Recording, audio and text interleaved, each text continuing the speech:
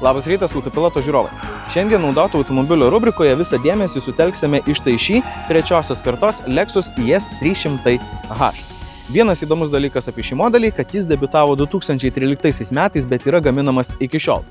Lexus nusprendė, kad kam kurti kažką visiškai naujo, jeigu tai galima atnaujinti.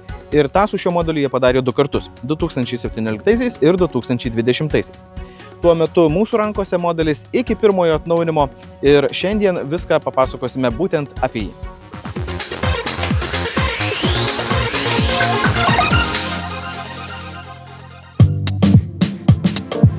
Per daugiau nei 10 metų trunkantį IS gyvavimo ciklą šį modelį japonai atnaujino 2017 ir 2020.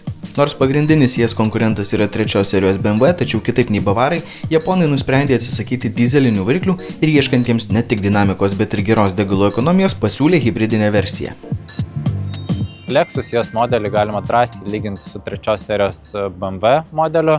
Kaip ir BMW, Lexus pasižymi premium kokybę, sportiškų važiavimų, tuo pačiu ir ekonomiškom kuro sąnaudom. Tad tam, kam galbūt BMW markė yra ne prie širdies, Lexus bus puikus pasirinkimas, kuris bus ne tik sportiškas, tačiau ir tikrai ekonomiškas. Mūsų bandomas modelis iki atnaujinimo būtent ir turi hibridinę pavarą. Ją sudaro 2,5 litro 4 cilindrų atmosferinis benzininis bei vienas elektros varikliai, kurių bendras pajėgumas 223 arklio galios. Tai užtikrina neblogą įsibėgėjimą, kuris nuo 0 iki 100 km/h trunka apie 8 sekundės, o važiuojant ramiai puikia degalų ekonomija. Mieste toks hibridinis IS vidutiniškai gali sunaudoti apie 5 litrus benzino 100 km. Kaip ir pagrindinis konkurentas, Lexus pasižymi standžių važiuoklės sureguliavimu ir tiksliu bei gerą grįžtamąjį ryšį suteikiančių vairo mechanizmu, o galiniai varantys ratai užtikrina gerą balansą. Todėl šį modelį tikrai galima apibūdinti kaip sportišką, bet jis nėra diskomfortiškas, nes su kelnių nelygumais važiuoklė susitvarko pakankamai gerai. Tačiau vienas dalykas šioje dėlionėje netinka. Tai bepakopė automatinė greičių dėžė, kuri visą entuziazmą bei dinamiką kiek prislopina ir tai yra vieta, kurioje japonas turi pripažinti pagrindinio konkurento pranašumą. Dėl to kiek apmaudu, nes kitos savybės subalansuotos puikiai. Toks hibridinis IS gali turėti visų varančių ratų pavarą, bet ir be to yra kitų pasirinkimų. Pavyzdžiui, 2 litrų turbo benzininis variklis suteikia 245 arklio galių pajėgumą, kuris per 8 pavarų automatinę greičių dėžę keliauja į galinius ratus. Kita versija su 2,5 litrų atmosferiniu benzininiu varikliu turi 208 arklio galias, o 3,5 litro V6 255 arklio galias. Galingiausias versija iki atnaujinimo buvo siūloma taip pat su 3,5 litro V6 atmosferiniu varikliu, kurio pajėgumas daugiau nei 300 arklio galių. Tokie IS buvo siūlomi tik su galiniais arba visais varančiaisiais ratais, o tiek ši, tiek kitos pastarosios versijos buvo komplektuojamos su 6 pavarų automatinėmis greičių dėžėmis. Pagrindinis Lexus IS konkurentas yra trečiosios serijos BMW. Ir norint su juo konkuruoti, japonams reikėjo padaryti ne ką blogiau arba netgi kai ką geriau. Tai pasižiūrėkime, pavyzdžiui, į interjero medžiagų kokybę.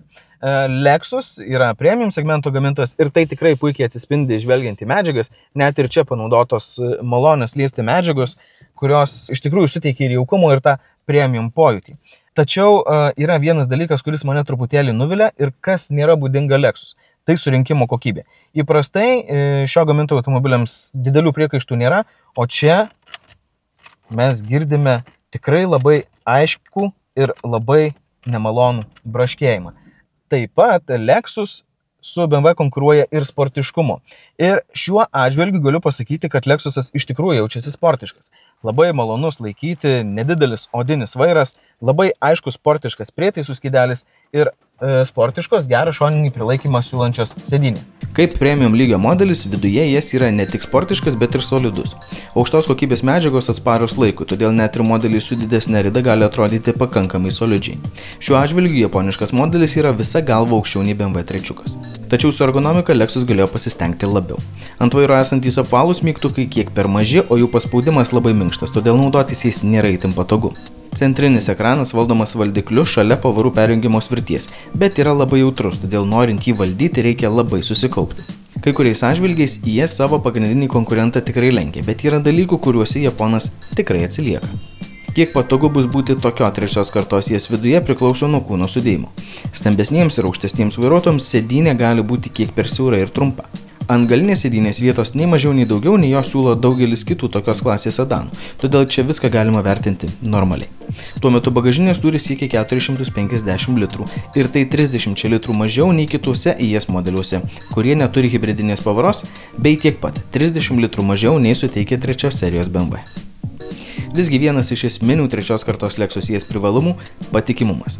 Šie automobiliai neturi jokių chroniškų problemų, kurios reikalautų didelių išlaidų.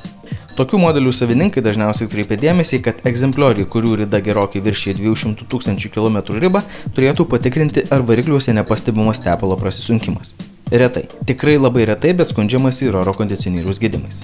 Prieš tokį IS pirkimą reikėtų gerai vertinti kėbulo būklę ir patikrinti, ar jis nebuvo remontuotas, nes ilgainiui tai gali tapti rimtų korozijos židinių atsiradimo priežastimi.